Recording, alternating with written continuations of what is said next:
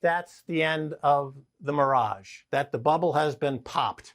And the FTX scandal and the Sam Bankman-Fried scandal was like the last dregs of a 40-year bacchanal in cheap money, no regulation, and crooked bankers.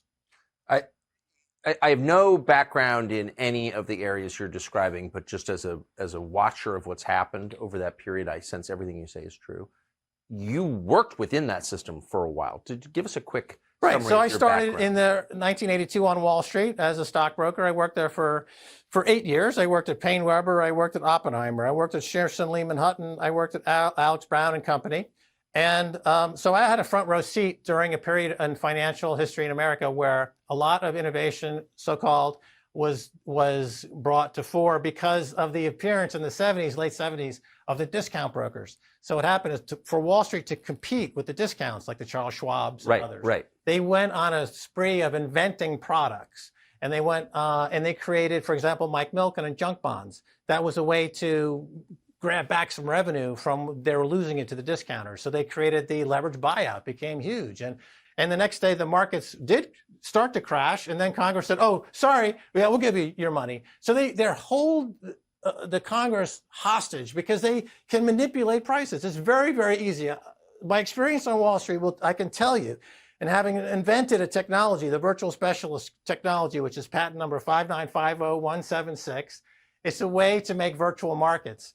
And I can tell you, and it was bought by Cantor Fitzgerald in 2001. And I can tell you technologically how to manipulate markets using algorithms quite easily to create the prices you want. The markets today, Tucker, are not the result of buyers and sellers coming together and creating a market price. That's what we imagine.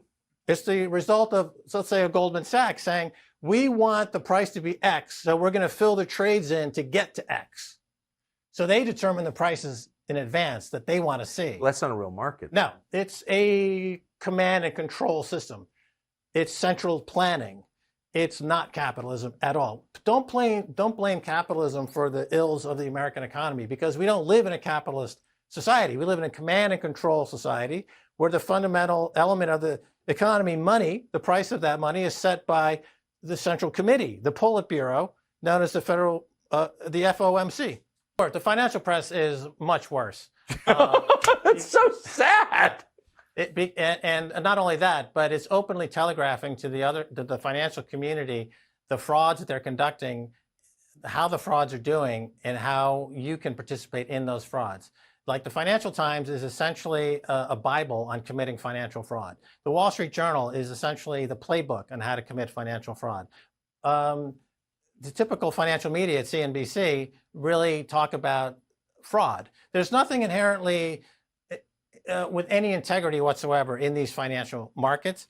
But to your point, with the coverage of Sam Bankman-Fried, here you have a situation where this is, by the way, Sam, his company FTX was launched the same day as Biden launched his presidential campaign. I don't know if you know that, but it was a bit of a coincidence there. So I didn't know that, and so that would have been late 2019 at some point. So it's now 2022. So in 3 years, he made billions of dollars. How do you do that? Well, you do it by, as I explained a little bit earlier. So let's dig into this.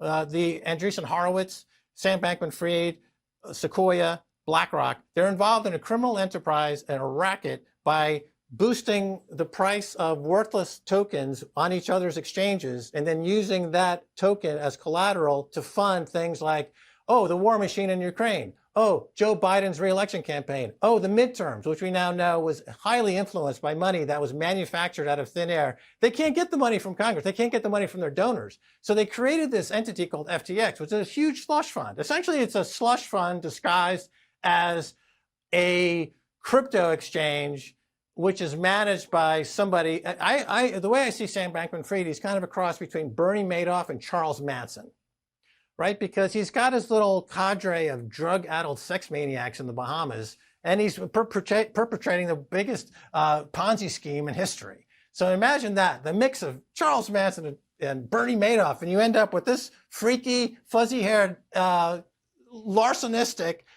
criminal who's down there perpetrating the biggest fraud in history. And they're the Democrats are like, Yeah, I'll take your money because we're morally in need. It doesn't matter if the money is stolen. Our moral agenda means that we can take stolen money because that's the way we are. Would be in jail, as William K. Black did in the early 1980s against the S&L crisis. It might be before your time, but remember the Keating Five, Charles Keating. Yes, of course. All those people were engaged in the essentially mismarketing certificates of deposits at savings banks and then using that as collateral to go buy yachts and property. And it was a very similar scam, but a rudimentary version of it. So all we've seen in the last 40 years is they're getting worse and worse. The remedy for the 2008 crisis was not to try to put the bad guys in jail. What Bernanke did was they gave him a credit card 10 times bigger and said, just do the exact same thing. Obama, same thing. They said, we're not going to put you in jail. But Obama said, don't focus on the past. Don't focus on the past. We're going to look to the future. So we're going to give the guys who committed these crimes 10 times to 20 times the credit, and they're going to do exactly the same thing.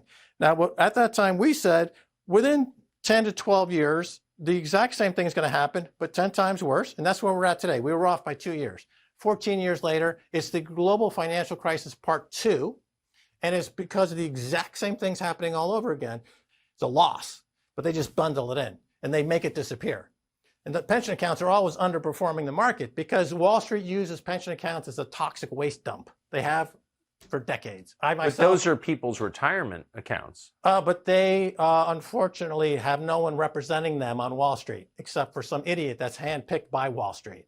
Robert Citrone is in the case of a pension manager, if you go back and look it up, who was caught. It's easy to get a guy like that to do your bidding. You show up, you've got your nice suit from Wall Street. He's a schlub in the middle of nowhere. You go to the local strip bar, you buy him a cocktail, and he's going to put $500 million worth of shit into the pension account because he's an idiot. And he's a useful idiot. And that's the pension account. That's the pension business in America. Why are pensions underperforming? Why is there a pension crisis in America? Because Wall Street uses it as a waste dump.